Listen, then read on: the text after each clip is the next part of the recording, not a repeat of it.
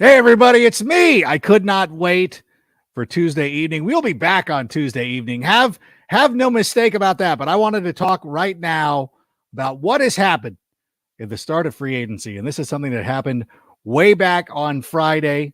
I know Friday seems so long ago when we made that deal to move down to the NFL draft and, of course, acquire DJ Moore. And it only got better on Monday morning, Monday afternoon, as the Bears acquired 3 quality pieces, which should help this team in the future. And, we got so much to talk about, but you know what, Sammy? Let's go ahead and start the show and let's get to it. Turn up your volume. Because you're about to listen to The Sick Podcast with Adam Ray. Trying to cut it back. Justin Fields making magic happen. Touchdown! The sickest Chicago Bears and fantasy football podcast. Brought to you by Underdog Fantasy. Sports entertainment like no other. It's gonna be sick. It's Monday afternoon. You know what that means? A special edition of the Sick Podcast with Adam Rank to talk about all the great moves that have been happening in free agency. Although I do want to take an opportunity right now to address something that just happened. I was just on the NFL Network talking about DJ Moore going to the Bears. And of course, you cannot talk 5 minutes or even express any sort of happiness with the Chicago Bears. And everybody's like, well, who's going to block for him? Who's going to, Jesus, it's still a thing. Free agency is still going on. The draft is still going to be a thing. There are still opportunities to improve this team.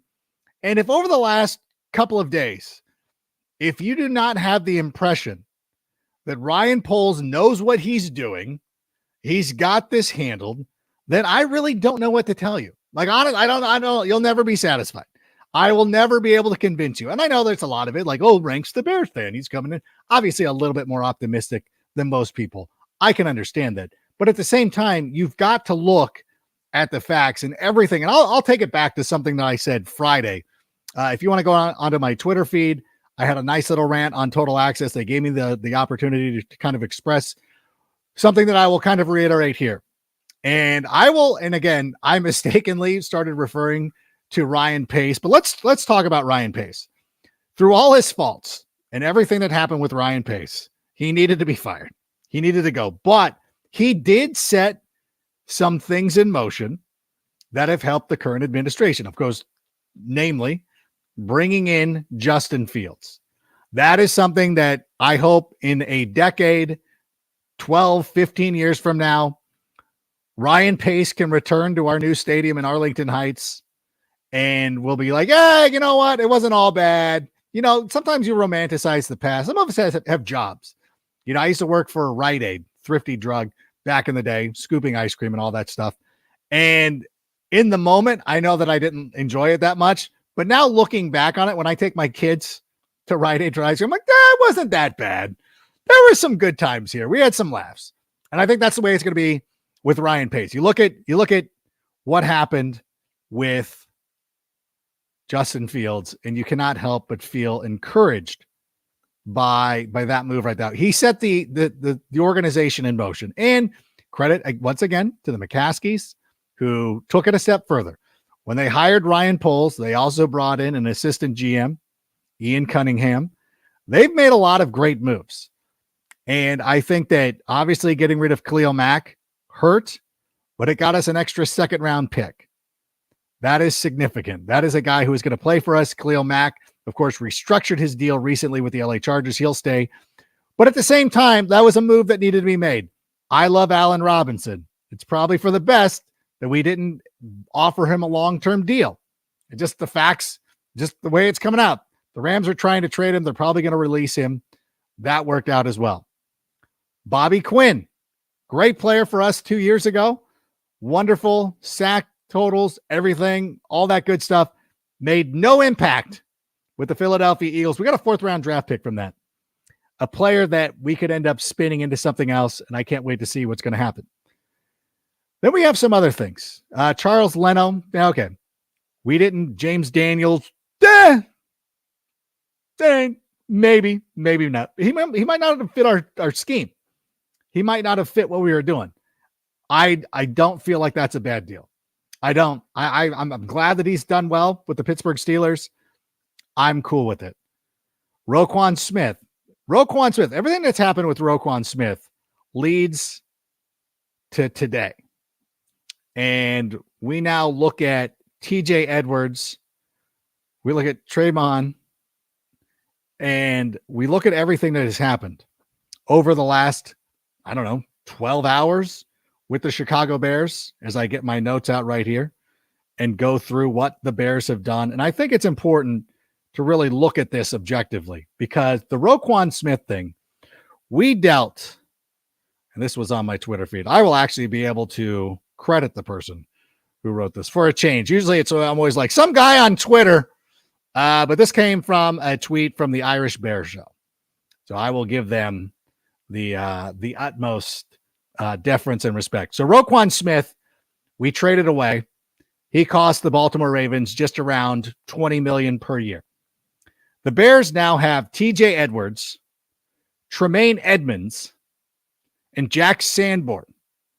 That cost us about $25 million.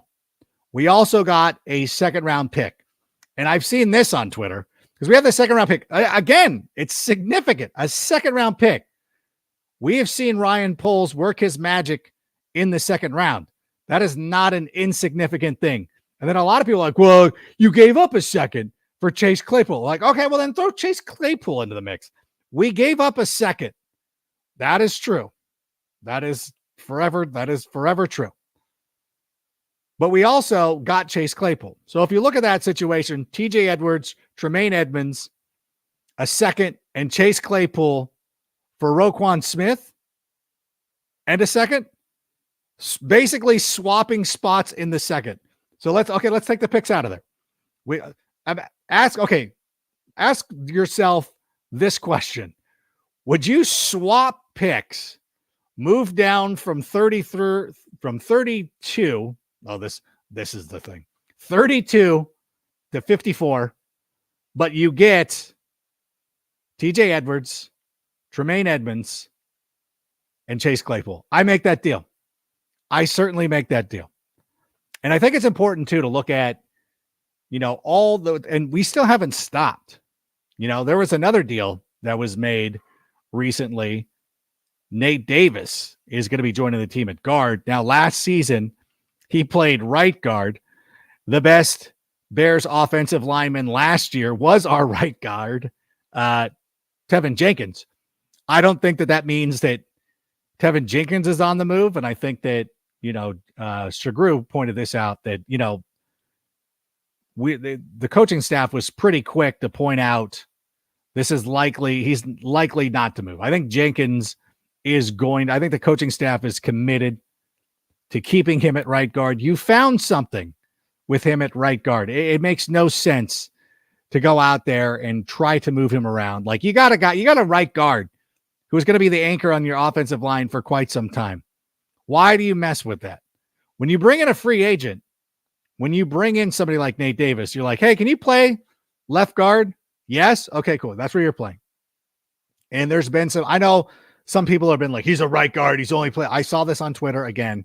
Don't go into Twitter. Some of the reporting that I've seen, and I would have to go back and research this. This is still brand new to me. It suggests that he can play all over the field. He can play all over the offensive line. If he can play left, I mean, you don't go into these meetings. I mean, obviously, this goes back to the combine where they were talking, and you're like, hey, so what are we doing here? Like, okay, there you go. Yep. Can you play left guard? Is he willing to play left guard? Will he do that? Then we'll bring him to Chicago. You do not bring in a guy who's like, I'm only playing right guard. Because why would you do that otherwise? Like, that just doesn't make any sense. You know what I'm saying? Like, I'm lefty. My group of friends, I'm our lefty. I won't let them bring in another lefty.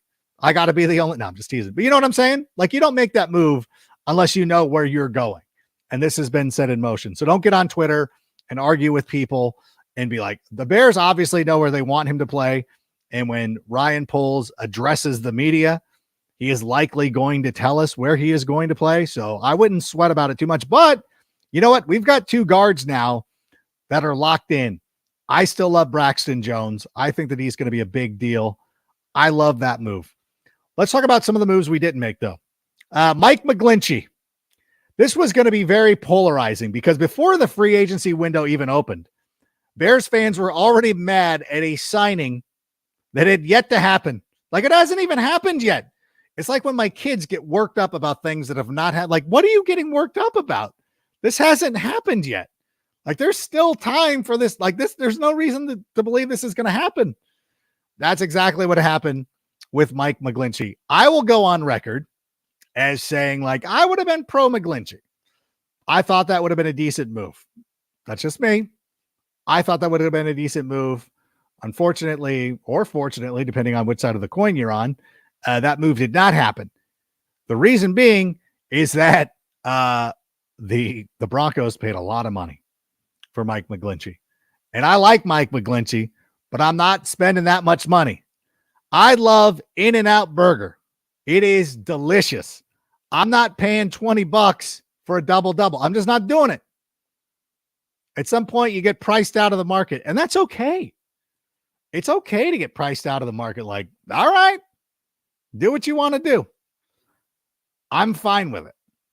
I'm not going to do that. Now, Jawan Taylor was another guy that everybody moved on to, and like, this is the guy that we like more. We like him more than McGlinchey. This is the better signing, which he probably is because he signed with the Kansas City Chiefs. And the Kansas City Chiefs gave him a significant amount of money. And so I love that for him. I am happy for him as a human being. I will tell you this. If you have a choice between getting a ton of guaranteed money with the Chiefs and a ton of guaranteed money with the Bears, like, listen, I'm a Bears fan. I'm not an idiot. You know what I'm saying? Like, I'd be like, yeah, I'd probably sign it with the Chiefs. I'm probably going to make a run at a Super Bowl next season. I make that move. Go do you. Like, that's the one thing. This is the one thing you have to remember. Like, these guys can't be forced to sign with the Bears. And it's not advisable to start throwing around the money that some of these teams are throwing around. Now, the Broncos might be a different thing. They've got what? Walton money, Walmart money, all that stuff. This could be a problem for a number of years where they're throwing around way too much money for whatever. They can just spend whatever. It doesn't matter. The salary cap is not going to it's not going to matter to them.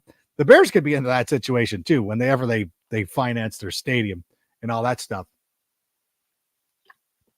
But for the practicality of what is going on right now with the Chicago Bears, those deals don't make sense for us.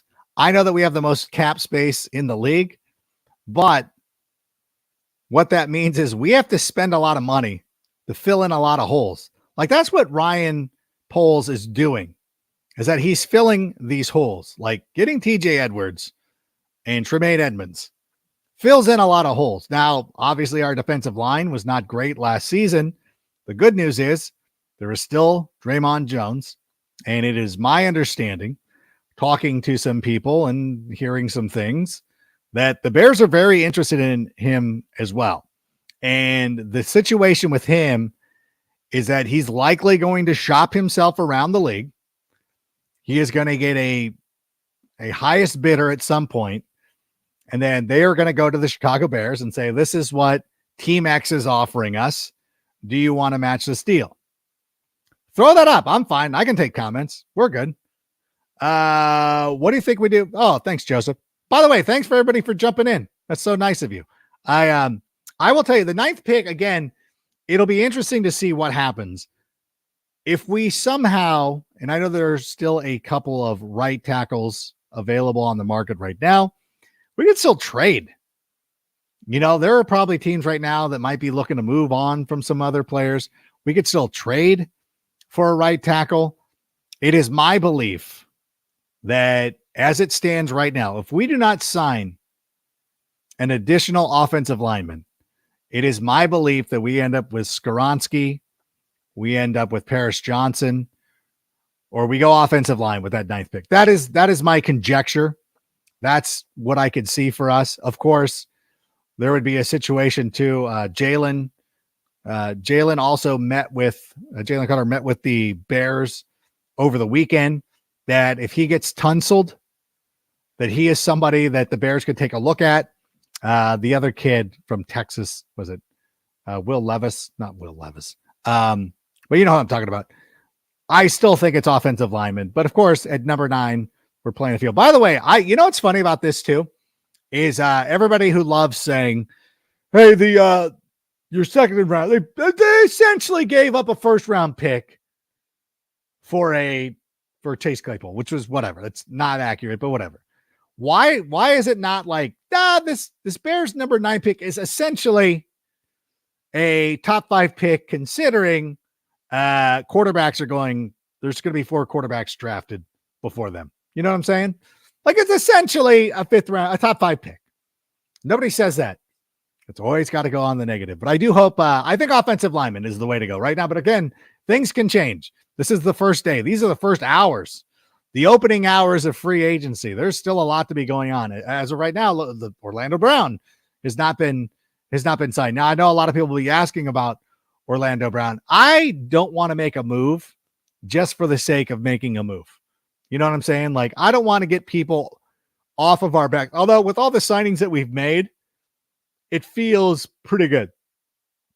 You know what I'm saying? Like, people are not overly critical for everything that is going on. But I do think that, when you get Tremaine Edmonds, like that helps keep the haters at bay for a little bit, especially when you have that number 9 pick in the pocket. And but by the way, like, again, you don't always just necessarily address and find starters in the first round. You can find starters in any round. And I think that last year, Ryan Poles went out and proved this by drafting Braxton Jones.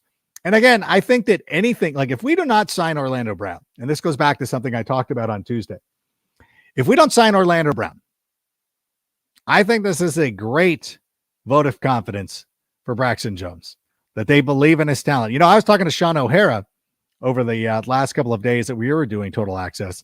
And I was like, hey, look, I go, the one thing is that Braxton Jones got bull rushed by some quality defensive linemen. And Sean was like, look, it's like when you're evaluating a rookie or anything like that, the one thing that you would look at of like, what's the most fixable is guys getting stronger, guys getting acclimated to playing NFL football. Like, if you go out there and you have a guy who's proven to be athletic, who's shown that he can do, a number of different things, but he needs to get stronger, that's a good place to be starting from. So I do think that that this is probably a strong endorsement for Braxton Jones. So we got Braxton Jones, who's going to improve. We got Nate Davis, presumably at left guard. Cody Whitehair, somebody is going to be playing center, and it's not going to be Sam Mustipher. We got Tevin Jenkins, and for right now, we'll continue to pencil in Larry Borum. I am not giving up on Larry Borum, by the way. I would love to get a right tackle who's a veteran. I think our veteran comes at the center position if it's possible. But we could draft a center. We could draft a right tackle. We can still draft. There's so many ways to go. And a lot of ways that we'll be able to dissect this over the next couple of days, the next couple of hours. Do want to let everybody know that we are planning to be back Tuesday, 8 p.m. Eastern, for our traditional Tuesday night Take It to the Rank. We'll have Carmen Vitale joining us, and we'll hopefully we're trying to line up a guest. And if it's the guest that I think that we can get, it's a good one. And you're going to want to make sure that you tune in for that. But we're going to have a guest. We're going to continue to break down what's happening. And again, I'm sitting here like Kylo Ren. They're firing on Luke Skywalker. I want more. So there's a lot of great things. So make sure that you tune in here. Make sure you follow us on Twitter, Instagram, TikTok, all that stuff. Seek us out. We'll be around. But I want to thank everybody for being here. Check me out on the NFL Network. I'll be on over the next couple of days, mostly talking fantasy football, but at the same time, sneaking in as much knowledge about the Chicago Bears as possible. But want to thank everybody. Oh, by the way, Underdog Fantasy. By the way, if you're doing a March Madness pool, check out our friends at Underdog Fantasy. Yep, Underdog Fantasy is the easiest way to play fantasy sports. It's simple to get started. Just head to underdogfantasy.com or download the app, sign up using the promo code SICK, and Underdog will double your first deposit up to $100. So if you're trying to find a place to host your March Madness pool, and if you've not tried Underdog Fantasy, go do it. Go set up go do a thing on Underdog Fantasy. It's a lot of fun. You can join some contests, first to 15s. You know what? We got a question. Okay, we do have one question. Devontae, what's going on? With what we've added so far, we win those 7 single possessions. Oh, you know what? You know what? I love this, Devontae. We win those 7 single possession losses. We add more in the draft. We definitely in the playoffs. Fields for MVP. Bear down. Devontae, I want to feel this way, and I do feel that way. That's the thing. Every time that I hear somebody say something like, the Bears are going to be picking first again, it's like, well, I don't think Carolina's going to be that bad. Oh, that's right. The Bears are not that bad of a team. There were so many games that they were involved in by improving the defense. And this is the thing that I said last year. By improving the defense, you are helping the offense. There were times that, you know what, Justin probably, a lot of those games, and they'll look at Justin and they'll be like, oh, Justin could have done. I'm like, when the Bears got one-dimensional, it really took away what made the Bears so special. It's true. It's really difficult to make 2-minute drives when you know that Justin has to pass the ball. Like if Getsy would have dialed up more runs, it might have been a little bit of a different story. Like I would love to have seen a little bit more of that in the 2-minute. But like you said, the defense now making more critical stops. Tremaine Edmonds getting, we have good linebackers again. Sanborn. There's a lot of cool stuff. I agree with you, Devontae. Thank you so much for chiming in here. We do appreciate it. But you know what? I got to bounce. I got some other commitments. I'll be all over the place. I'm going to be on The Score. I'm going to be on WGN. There's so many things going on. So I want to thank everybody for being here. Thanks for taking 20 minutes out of your day to come hang out with us. More stuff tomorrow. We'll see you then. Until then, bear down, and Sammy, go ahead and play us out. And that's a wrap. Hope you don't miss us too much until next time. Follow the Sick Podcast with Adam Rank on YouTube, Instagram, Facebook, Google Play, and Apple Podcasts. Brought to you by Underdog Fantasy.